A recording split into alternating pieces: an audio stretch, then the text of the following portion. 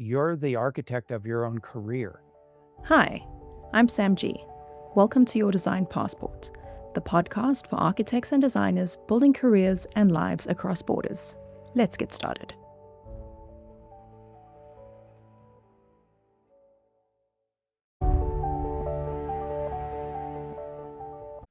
So, today's guest offers a fascinating look at what it means to expand the role of the architect beyond the traditional studio.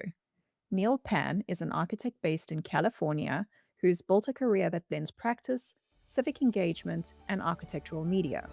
He served as a planning commissioner and historic preservation commissioner for the city of Livermore, giving him a front row seat to how cities actually make decisions about development, preservation, and the future of the built environment.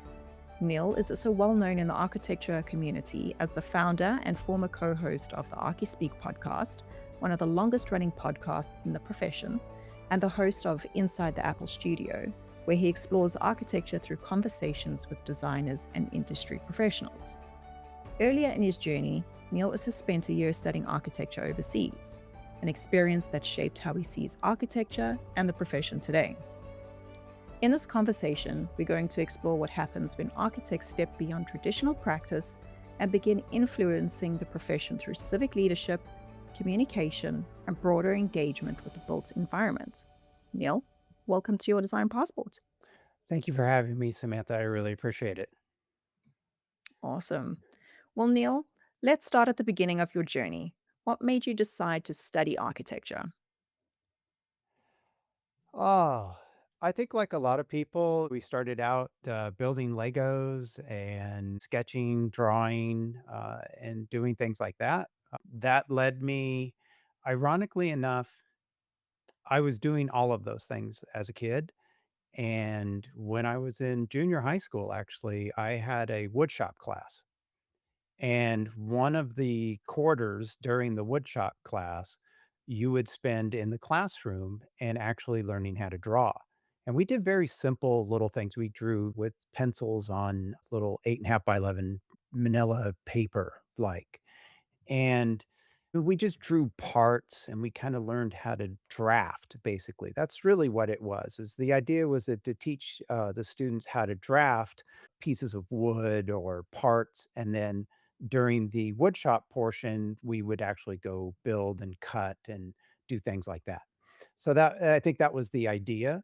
What I learned at the time was I was really good at drawing, and especially with a T square and a pencil and such. And I found I had a real talent for it. And so when the counselors came through when I was in 8th grade and they were talking about like, hey, what classes were you going to maybe take in high school? I don't remember exactly what I said, but I must have alluded to the fact that I enjoyed the drawing class, and we had a ceramics class, in junior high school as well, and so we were doing some pottery and things like that, so a little bit again, another additional, creative activity.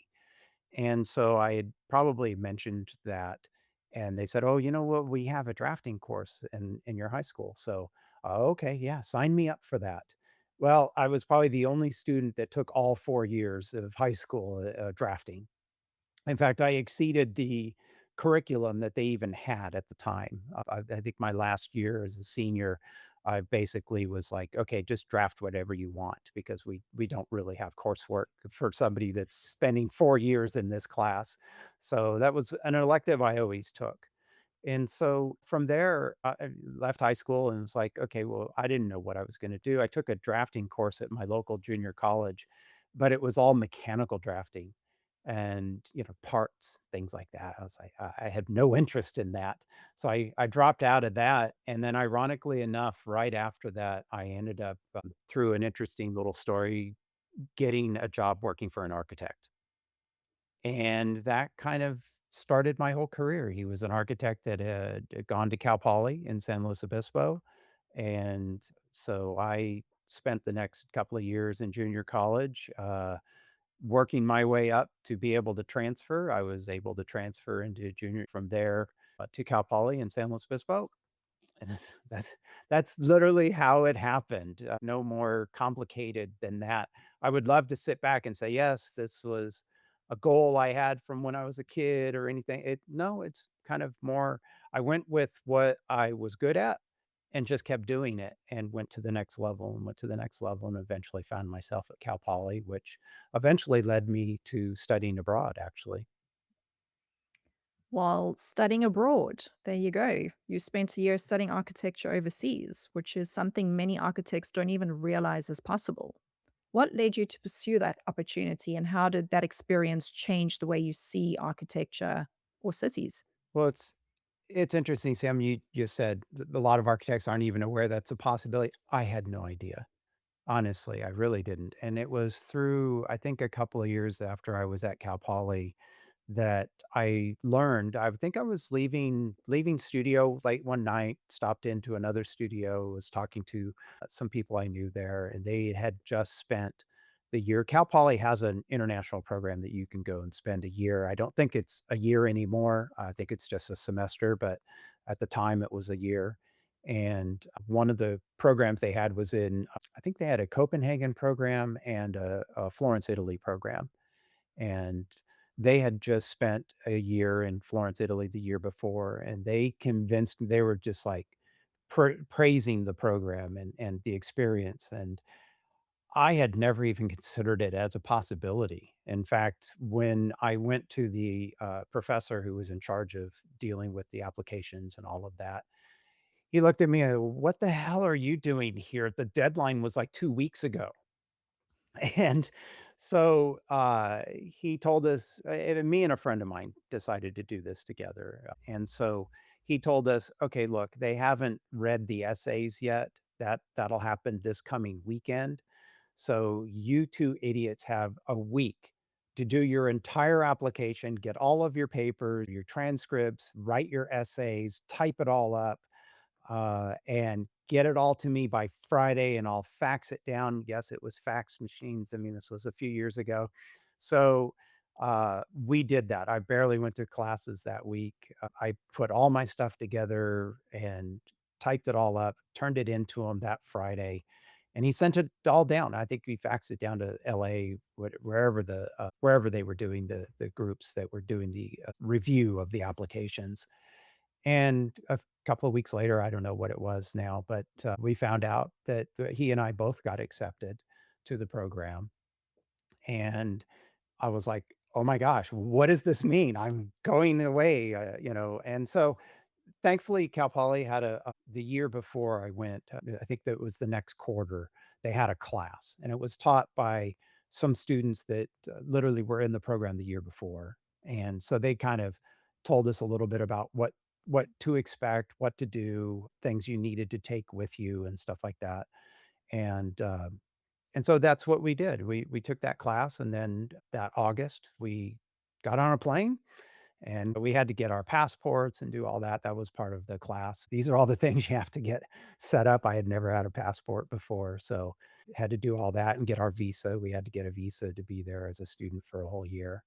And next thing I know, I was on a plane in August and landed in, where did we fly into? I don't even remember now, Rome or Milan maybe, and then took a bus down to Florence and then spent a whole year there. And what I think, we were just back there a couple of years ago and got a chance to visit, the former program director and some of the former professors that we had had, and they told us that, it's only a semester-long program now, and which is just a few months, and, I think there was a profound difference in spending an entire year there.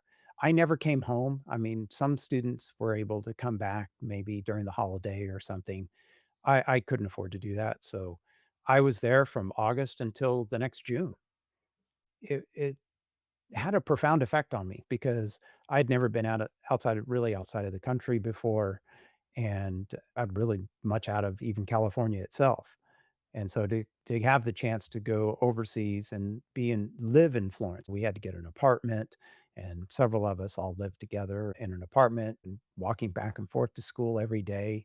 It was quite a different experience. We even had, the first 6 weeks, I think we were there. We did an Italian language course along with an kind of Italian history and Florence history. We did a walking tours and stuff like that just to get us acclimated to being in this other city that none of us had ever lived in before. And so it really gave you a good, deep understanding of not only the Italian culture, but also the architecture of, Italy, and Florence, of course, being one of the best places to go to visit and see that architecture, and learn from our professors were all Italians. So they grew up there, and they really knew the history and were really proud of it, as they should be. So it was quite the experience, and while you're there, you have the opportunity to travel, which I did. I think we didn't have classes on Friday, and so you always had, like, these three-day weekends. You could hop on a train on, like, Thursday night and be in Paris the next morning, right? And then spend the weekend in Paris, hop on a train Sunday night, be back in Florence, but Monday morning for class. I mean, you just it's hard to do that in the United States, to go very far and see another city like that and have those experiences. So, and you meet people on these trains. You're on these trains for hours at a time. You meet and you try and talk to them. It's quite an experience, and you get a chance to experience not only architecture but like how people interact with those spaces. And you get a really good chance to see how people live in Florence is a it's a not a really big city. I mean, like from an hour walking time, you can walk from one end of the city to the other. So it's not really super big, and you can walk all over, and you really get a good chance to experience that and see what it's like to live in a place that really is kind of a walkable city where you do fight the car a little bit and the buses, but it gives you a very different experience than growing up in the suburbs here outside of the or in the San Francisco Bay Area where I live, and where you can just hop on a bus, go somewhere, hop on a train. An hour later, you're in Siena or something. A couple hours later, you're in, Rome. So you could get away and see all these different places on weekends, and we did take trips, as a class, a couple of different trips that we did take, and those trips afforded us the opportunity to, like, go to Carrara and tour some of the marble factories that they have there where they literally carved the stone that Michelangelo used to create the David or carved David out of. So we got a chance to do things like that, that as a normal tourist, you wouldn't necessarily get a chance to do. Well, that sounds like an absolutely amazing experience. Would you say that by being there for the full year, that you almost were forced to embrace the culture and learn how to speak Italian and just embrace the culture even more than what you would, on a shorter course like they offer now? Absolutely. No question. You really, after you're there for several months and you go through the experience of, I think what I noticed most was by late fall, certainly by early winter time, all the tourists in Florence disappeared. It really just became a city with Florentines walking around, and that's probably an over exaggeration a little bit, but not too many people wanna travel to these places in the winter, right? It's cold, and it's not the place you go for winter breaks. I think that what my experience was is that at that point, I really felt like a Florentine. The water's pretty harsh there, and most of the clothes we took with us were pretty destroyed after a few months of washing there, so after a while, you're walking around in Florentine clothing and everything, and you get your hair cut like all the other Florentines, and pretty soon you're walking around, and my background is European, full-blooded Portuguese myself, so after a while, if I didn't open my mouth too much, I could look like another Florentine walking around, and so, it was you really felt like part of their culture, part of their city, and in fact, after several months of winter and you're coming into early spring and suddenly you hop on the bus to get to school and there's all these tourists again and you're like, "What are you doing? Get out of my town." And I don't know if you get that experience if you've only been there a few months. You really do feel like you're part of the community because by then you really are involved with the city and you're doing things with other people. You've met other folks there. My Italian never got really good. Like some of my roommates, they got very good at it. I learned what I called travel Italian. I could get around, I could order things, I could get or figure my way around the bus system or the train system, but I've conversation eluded me a little bit. I was never very good at that. And I think that's something people don't always realize about living internationally. It's not just architecture or culture, it's the everyday language and systems too. Things that you take for granted, like simple terminology. Like I was talking about ablutions and I got this, like, what? I'm like, restrooms. You're like, Yes. okay, Yeah, okay, there I've you go. said something completely different. Right. And even your salaries. So, I mean, you get 401k where it's called superannuation in Australia and Oh, retirement annuity in South Africa, uh-huh. the name of banks, the name of grocery stores, Yes. all of these different things. You just take those things for granted. And then when architects experience other countries, cultures, and the built environments early in their careers, it can really shift how they think about design. What were some of the biggest lessons or perspectives you brought back from your experience? Oh. I think of just a way of looking at what I'm doing here or how I experience architecture. The materials we use to build with are very different here. And so it's kind of hard to translate, like, I'm going to do what I did over there to what I do here. But I think and it could be just me innately. Um, I like simple and clean design, and nothing very ornate. And there's definitely a modern movement within Italy itself. Certainly had a very modern movement that moved away from a lot of the ornateness. I was a huge fan of Mario Boda and his early work. Ironically enough, he was doing an exhibit at Palazzo Strozzi one night, and it was a very crowded event, and I kinda got pushed back, and I bumped into somebody, and I turned around, and there I was, face to face with Mario Boda. I was like, "Oh my god, what do I say to this guy?" It was pretty amazing because at the time, I believe he had just, finished the project in San Francisco for the Modern Museum of Art in San Francisco, and, with his the brick facade and this round piece that comes up and this black and white marble that it's in. It's a very iconic piece of architecture in San Francisco, and there I was face to face with this guy that, I had actually studied some of his work when I was in junior college even. At the time, I went and saw we did a field trip when I was in junior college with one of our professors to see an exhibit of his in San Francisco once. So it was somebody I was familiar with, and there I was suddenly face to face with the guy. So, and then ironically enough, I was at an airport in, oh, Milan, and I was just waiting for somebody to arrive, and who do I run into?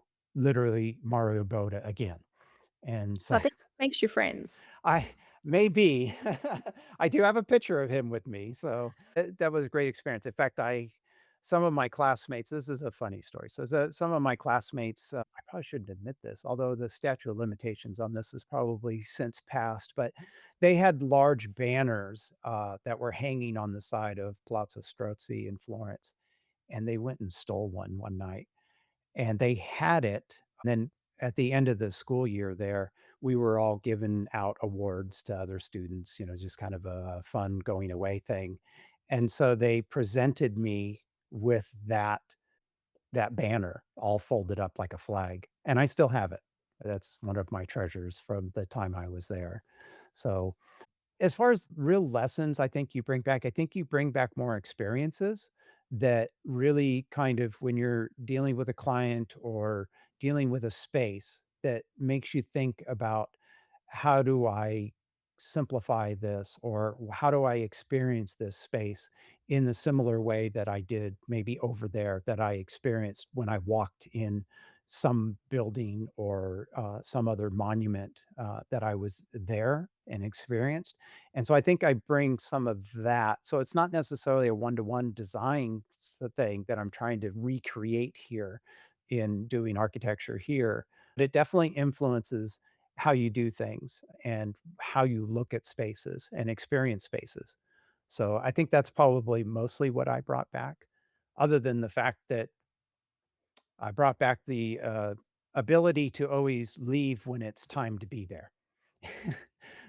we're very famous in Florence for always, leaving when it was time to be wherever the hell we were supposed to be, and so I have to admit that that's probably one of my weaknesses now that, I tend to maybe be a little late sometimes. A bad habit I picked up in Florence. Well, they always say fashionably late. Exactly.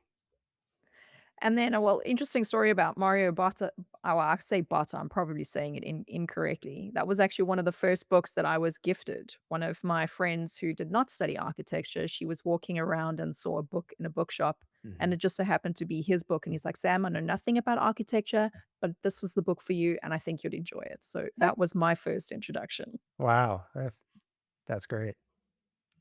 And then your career has taken several interesting directions, from running your own firm to serving in civic roles and contributing to architecture media. Was there a moment where you realized that an architect's influence could extend beyond designing buildings? Well, I think for me, what I noticed was after working for a firm and doing single family and some multifamily work and some other public work for about 8, 9 years, or maybe 10, give or take, I had an opportunity to work for a developer. And it was an interesting experience because after almost 10 years and 7 or 8 years of being licensed, I thought to myself, I've never actually pulled a building permit. I don't even know how to do that. Because most of the developers we worked with, they did that. We would do the drawings, we would, turn everything over to them, and then all of that processing and outside of, say, some of the public hearing type things, we weren't really involved with. So, it really gave me an interesting experience to go and be on the other side and actually manage and ironically, hire architects, hire landscape civil engineers, structural engineers and have them all part of the team and actually be on the other side and actually develop projects. So that was quite interesting. And then became my job to actually get those permits, assemble the team and give the vision and make the projects happen, get the building permits and then our construction side went and built it. So I think from that I realized that you can have a different effect, as an architect. I do remember one of the classes I took at Cal Poly very early on, other than the fact that they said, "Look to your right, look to your left. Neither of those people will be here when you graduate."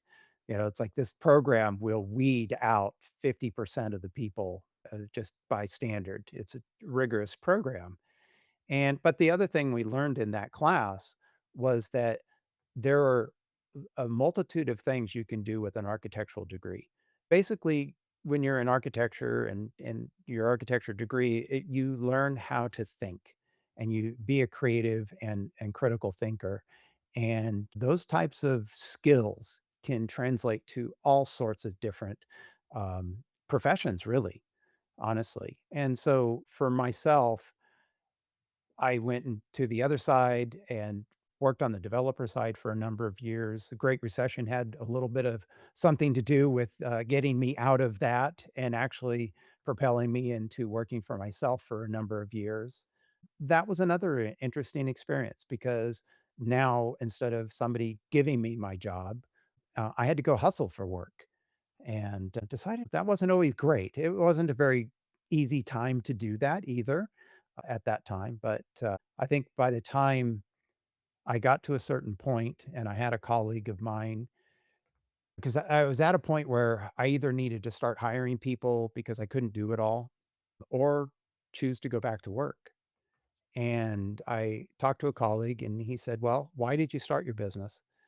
Because you wanted to own your own business or because that was all there was that available to you at the time?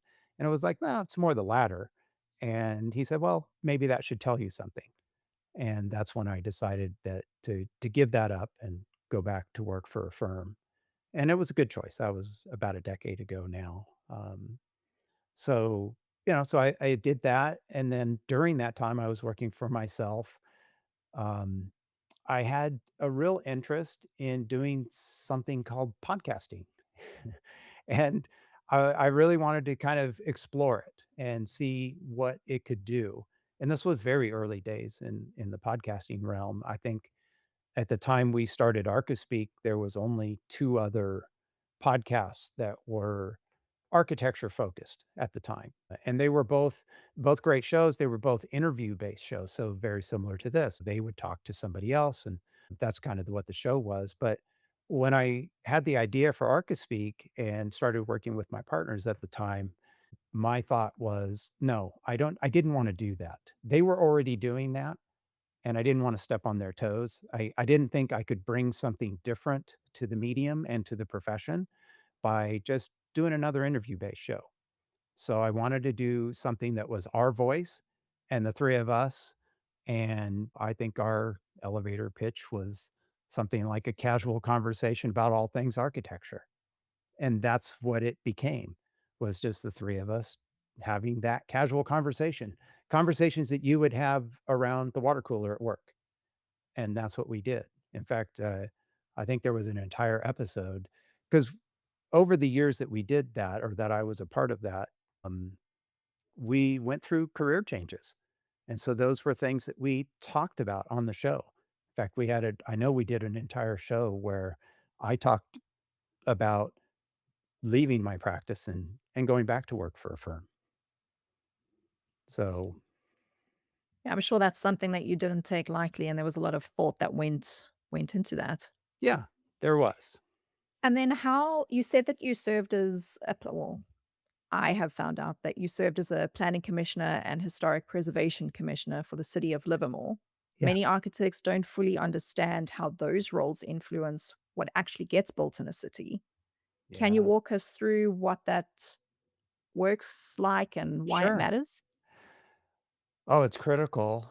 Everything we do goes through that process, at least in the United States, and I can speak at least for California. Every project goes through some sort of planning process, and people have opinions, and it's a difficult process. The interesting thing about that is, while I was in while I was in junior college, one of the interesting things I did was I wrote a term paper on a local historical monument here in town, which was our, Southern Pacific Railroad station that's was located right here in downtown Livermore. And so I did a deep dive. In an entire quarter, I spent doing all this deep research, spending hours and hours going through microfilm at the Historical Society and at the library, and learning all these facts and figures about the original train station that's still here in town, actually.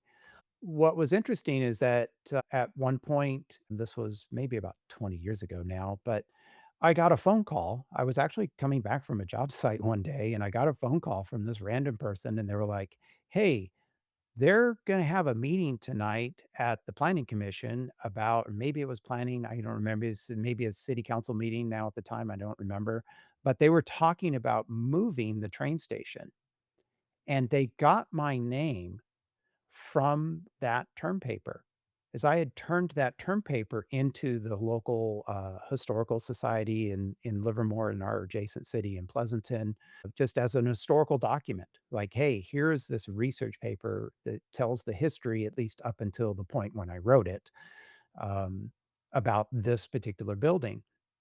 And people were using that as facts and figures about the train station. And so they called me and said, "Hey, this is happening." And so I went down there that night and spoke in public for the first time. I was like, I wrote this paper. I used to work in the building as well. That was the interesting thing, is that as the professor was trying to encourage us to find a topic to write on for that quarter, I had alluded to the fact that I worked for an architect in the second floor of that train station at the time. And she said, "That would be an interesting topic for you to write about." And so that's what I did. And then many years later, the city's talking about moving the train station. They've discovered my name, that paper, looked me up in the phone book and called me and said, "Hey, this is something you might want to speak about. You have a history in this building." And so I did. And when I went and experienced that, I was like, "Wow, this is really interesting. Hey, there's an opening. I can apply." And I did. At the time, Livermore had a design review and a planning commission separate. and they ended up folding those together, which actually, uh, pushed my planning commission time out a little bit because then they had too many people on the commission. They merged it together, so they had to wait for people to term out. So at the time, I went and applied to be on the Historic Preservation Commission, and that was really interesting because at the time, we had a number of projects. Anything that would have to be redone on an historic building in town would come to us, and we were also part of, a plaque program. We have a plaque program here in town where we'll award historic buildings or buildings that have an historic factoid about it, a famous or somebody local that lived in that building, built that building 150 years ago or something when the town was founded. We'll award a plaque to that. And so that really kind of got me into learning about that and how these things happen. And then eventually I did apply. There was an opening of planning. I got onto the planning commission and I really learned there's a lot of politics in development. I think that's probably one of the things that I think a lot of architects really don't think about is they're like, "Oh, we'll just design these fancy buildings and then they get built." And it's like, no, there's so much politics that goes into land development, acquiring the land, the people that live or work around these buildings or developments, how they don't like them. I mean, we learned about the NIMBYism in college a little bit, but I really didn't understand what that meant until you're on the dais and you're looking out at a crowd of 120 angry people and you're running that meeting, and it's really kinda scary to think, like, what these people are saying. They don't want this building. They don't want these houses next to them, and you're up there trying to make a decision on it. And the interesting thing, at least about being on the planning commission, was that it's a non-political position as much as politics plays a part in it. Our decisions have to be based on our general plan, our design guidelines, and development code. And so, what you're really doing at the planning level is deciding, um, can a building be built here? Or can this development be done? Not should it be done. The should it be done is council level, which does get into the politics. So we were oftentimes we could kind of escape the politics question. I mean, we would have union members show up. I know there was an old shopping center that another vendor was planning on moving into, but that particular provider was a non-union grocery store, and so all the other grocery store union people showed up, and they argued and spoke to us passionately and deservedly so. But we could just say, "Well, thank you very much for your comments. We appreciate it, but we're not here to decide whether or not union jobs should be in this building or not, or this grocery store or not. That's not we're here to look at the building itself or the rehab and whether it's an appropriate use for, ironically, an existing shopping center or an existing grocery store that was already there years ago." That was a really interesting, eye-opening thing to see that process, and I think what it also taught me was how to present, and I've actually done this before, is I've actually taken lessons that I've learned and seen and presented to, a firm I used to work with about how to give presentations at planning commissions. Because you're up there for you meet twice a month, and I was on it for 8 years. There's a lot of meetings, and you see lots of architects and developers get up and just completely blow their presentations. And even I've seen it where, like, a project that should happen, but they just completely blow the presentation. They get on the bad side of the neighbors, and suddenly project doesn't happen, you know? The tools and the tricks that you should do when you're presenting to a planning commission, you have to understand a lot of these people that are on these commissions are not architects. They can't read a set of plans. They don't understand what they're looking at. And so you really have to there's like one example, I met with the developer prior to their meeting. And I would do this often at the city with the planning department there. So there's nothing below board there. Everything was above board. And I remember listening to them, and they were talking about how they were building these houses and keeping them away from the neighbors and what they were doing to try and not look down into the neighbors' yards. And I was looking at what they were presenting, and I said, "I don't see that in your presentation. Where is that?" "Oh, well," "well, you're presenting architecture, you're presenting drawings, you need to illustrate that." And so when they did come to the presentation, they had a lot of neighbors there, which they had met with before. And when they showed their, presentation, they actually showed a slide where the neighbor's house and the view angles and everything, and they actually illustrated it. And then the neighbors were like, they still weren't necessarily happy because they had a field behind them and now they're going to have houses. So there was that barrier, but at least they could illustrate what they were doing and how it would impact the neighbors from a graphic point of view. And when you can show people that instead of just trying to tell them that, it's very powerful. That's great advice. But what I really want to know is what happened to the train station? Oh, the train station stayed where it was for many years. Eventually, it did actually get relocated, but it got relocated to a different location that they had initially back when I first went and spoke about it. And thankfully, we do have a commuter train that comes through town. And so over the years, the train tracks actually moved away from the train station. And so it was kind of abandoned. And so what we did, or what the city did, is they ended up moving it and putting it back over where the train tracks are, in a location that where there's a commuter train stop. And so the train station now is actually active again and being used as a train stop. I think they put a coffee bar in there. People can get their coffee when they're getting onto the commuter train. And so it brought life back to the building. And there's an historical component. They've got old photos and such in it. So it got restored and is in active use again. So it was a great, in fact, when that came, I don't remember if I was on the planning commission at that point, but I came and spoke to that one. It was like, we are bringing the train tracks moved away from it, and now we moved the building back and into an active participation and interaction with the trains again, instead of being an abandoned train station kind of 300 feet away from where the train tracks were. Well, I think that's the best possible ending for that story. It was. Yeah, definitely.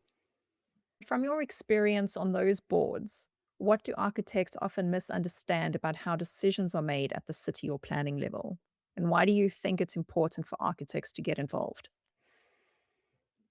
Well, I think the planning department specifically, because the building department really is there to make sure that the building is done per code and it's going to stand up and so on and so forth. It's really the planning department that you interact with the most when you come to develop a project. And I think it's important for architects to understand what the planners are there to do and what the community. I think it's really important to understand what the community wants. I've seen so many projects that ignore the community, think they're just gonna roll right over, and, oh, that doesn't happen. When you get a bunch of angry, there's a project in town that in the 8 years I was on the planning commission, came back 3 different times, eventually was approved, but then went to the city council. Actually, the second time it got approved by the council, but then got sued, so they changed it, went back through planning, got approved through the city council, and I think that was the last time it got sued, and it stopped to this day. I mean, this has been 15 years. Nothing has happened on that site. So, I think it's really critical for architects to understand the neighborhood that they may be going into to develop, what that neighborhood's interested in. Oftentimes, that neighborhood's not interested in seeing a development, but you really have to understand what that neighborhood, what that city is all about. I think that's, something that, architects often miss, is they just, like, think, "Oh, I'm doing a project, and I'm just gonna roll in, and this is what the project." Oh, the developer worries about that. I think it's really critical that the architect works closely with the developer to understand the neighborhood, the city, and what their goals are, and then from the planning side, kind of understand what the city's goals are. because if the city's goals are not aligned with the development goals, you're going to have a hard time. You're going to have a really hard time. And I think it's also important to really understand that individual city's design standards and guidelines, what they are, and work with the planning department. There was a project while I was on planning commission, and I think in the elevations that they showed, they had put some trees and some foliage along the side of these houses just as the streetscape. Well, there was a some text that was in there that said, like, "Stone optional" or something, but it was all obscured because of the foliage that was there and in the presentation. And so when the actual plans came to the building department, they showed these houses with no stone on it, or some of the stuff that they showed on these elevations was stripped. And they're, "Oh, well, that was all optional. That was in our planning documents." Well, ironically enough, one of the planners called me up, and apparently I had said during my comments, and I complimented them on these features that they had included. And that was one of the reasons that I made the findings to approve this project. And then the fact that they came in and had stripped it all out in the building department drawings that came in, the planning department made them put it all back because they said it doesn't matter that you had put this optional note and then obscured it, but our planning department or planning commission literally was complimenting you and based some of their decisions on these things. And it's like, no, that you can't pull a fast one here and value engineer your elevations because this is what our planning department or planning commission in this case had approved it on, and this is what the planning department approved it by. And so I think it's really important to understand not to play games with the cities, to try and work with them. This is one of my philosophies in general with contractors. Sometimes it can be, we have an adversarial relationship sometimes with contractors, but I try and work with them. At the end of the day, we're trying to build something for our client.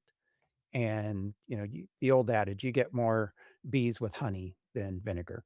So Agreed. that's kind of what my advice to developers and architects when they're working with the cities is how do you work together to achieve what you're trying to do? And I think that's one of the lessons I learned while being a planning commissioner for sure. Well, it's very refreshing knowing that the two departments actually speak to one another because that's not always the case. I won't say it's perfect and happens every time, but that's our goal.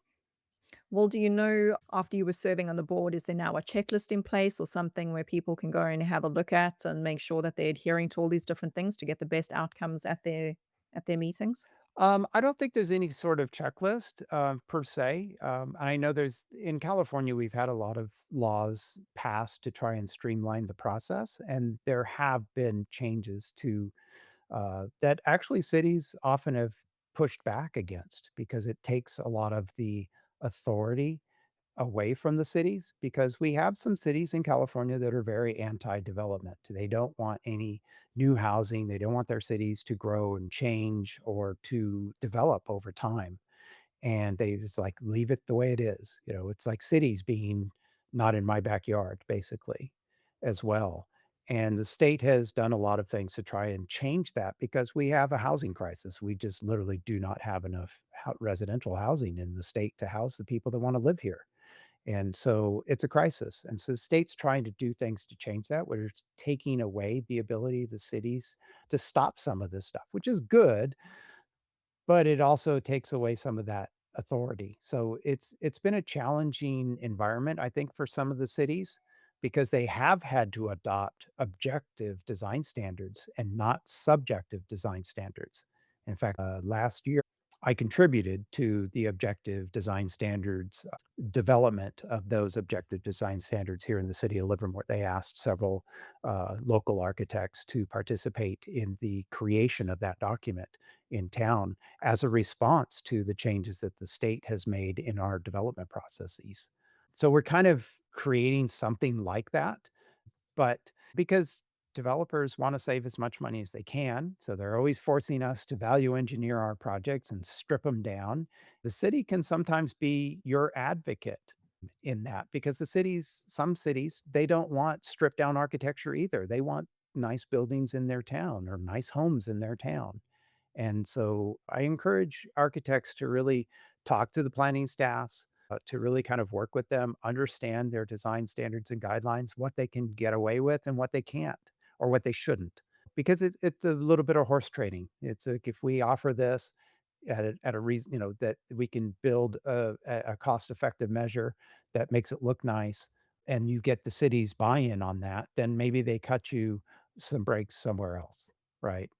And so I advocate for architects and developers to be collaborative with their cities when they're developing projects as much as possible because the cities, of course, some cities want everything.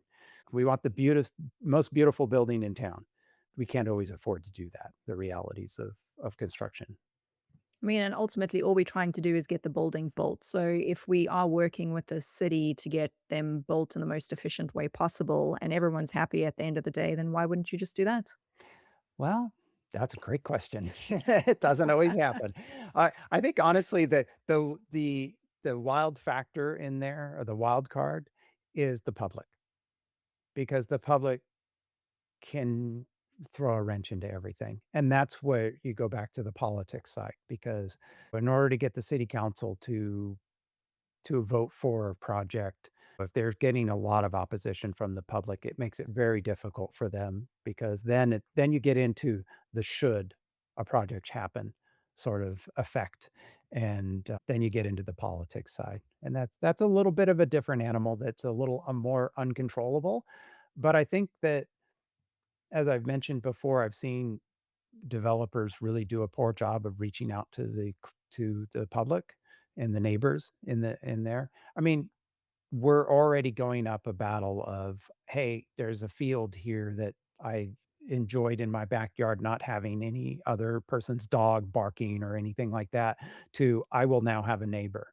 That's a very difficult thing to have happen, and so you're already fighting an uphill battle. But really the importance of knowing what you're allowed to do and what you're not allowed to do for that development is critical, and getting on the good side of your neighbors. It was so much better as a planning commissioner to be there and see the neighbors show up and say, "Yeah, we've met with them. We really like what they're doing." Probably in the back of their mind, they're thinking, "Oh, the value of my house is gonna go up." So having that support, it was always critical. That would be another advice, like, if you can get support to come out to these meetings, it's huge, and you'll get your project through a lot faster. A lot of our listeners, or a lot of the listeners on this show, are architects who are several years into their careers and start to ask themselves what else might be possible beyond the traditional path. From everything you've done, practice, civic work, and media, what advice would you give to an architect who feels that they need to explore different directions? Ah, it's a great question. I've often thought about that a little bit myself, from the early days of right out of high school going to working for an architect. That's pretty much all I've ever done my entire career now. And there have been times, Great Recession, other times where it's like, should I really continue to be doing this? So I've had those questions myself, and maybe that had something to do with me branching out and participating at the public level and serving on different commissions and getting involved in media because I never really thought of it that way, but maybe I was stretching my own creative juices by doing that. My one advice I would say is just go do it. I mean, it sounds simple. You're the architect of your own career, and think of it that way. You are the one that's building your career. If you're not happy where you're at, if you're not doing what you wanna do, we all have personal responsibilities, and I've got 2 kids in college now, so, there's those responsibilities. I can't just go quit my job and go work in a Starbucks or something because I enjoy people or something, but I would say that it's really important at any stage in your career, whether you're just starting out or if you're mid-career, if you're not doing the type of architecture that you wanna do, there are firms out there that are doing the kind of work that you think you might wanna do. and you need to seek those firms out. I think that's one of the things that I haven't done as good of a job at in my career. I recently had a friend of mine ask me, like, how did you get into residential architecture? Nobody goes to college to learn how to design a single family home, right? Or to design a bathroom. In college, we're all working on these big giant buildings and these big public spaces or something like that. We don't do that. How did I get into residential? Well, I fell into it. It's when I started, there were no jobs, and I got lucky enough to land a job doing residential architecture, and then I just did that for the next 8 or 9 years, and I never thought that that's what I was gonna do. I mean, I was a huge we mentioned Mario Boda before and that public architecture, that museum and grand spaces and that was what was interesting to me, and I started doing the residential side, and I don't know, I just kinda fell into it and the life happened, right? And I've enjoyed that. I still do that. I do it on a different scale now. We do larger multifamily, large, senior housing projects, affordable housing projects. Recently been doing school work as well, so that's another branch. I would say go do the type of work you wanna do. It's really important, especially when you're new in your career, and this is why we often see people move around a little bit when they're first in their careers. Every 2, 3 years, maybe they go look at something else. It's really important to explore the different types of architecture that you may wanna do, and you may find, I don't wanna do architecture. I mean, I do know some colleagues that have moved over into, like I did at one point, work on the developer side, work as a construction manager, and go on that side for a while. So, I think it's important to explore those different avenues, and sometimes those avenues either open up to you or you get to experience them through your career. Over the last 5 to 7, 8 years, I've done a lot more construction administration.